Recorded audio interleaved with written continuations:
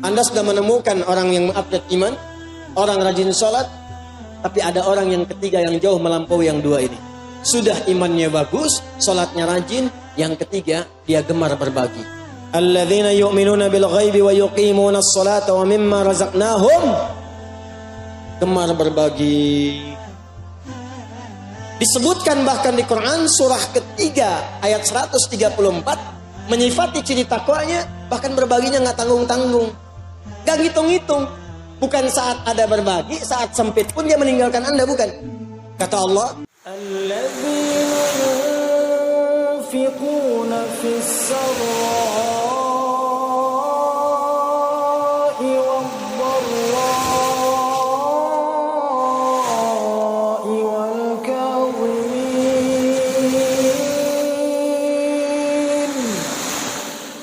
wal-kadhimin al-ghayza wal-'afina 'anil nas wallahu yuhibbul muhsinin.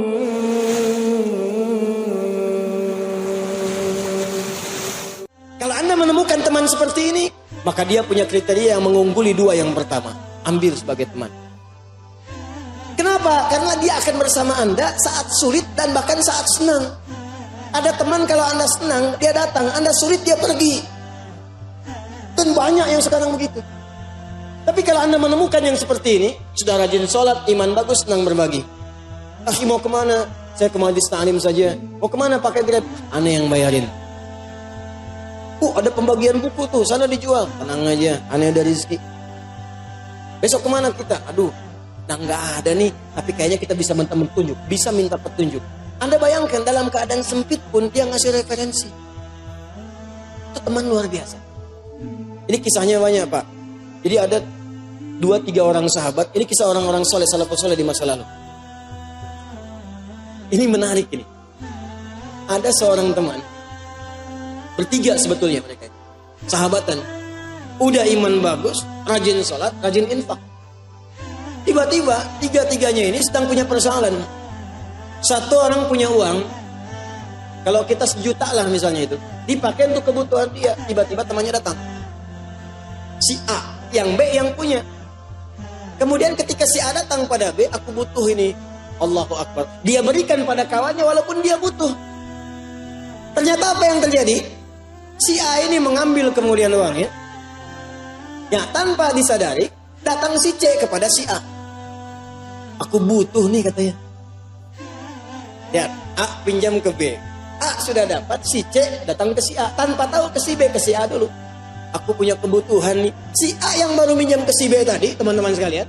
Karena temannya dia butuh, maka dia berikan pada temannya. Dipraktekkan ayat yang sama. Wa yu'thiruna ala anfusihim walau kana bihim khasasa.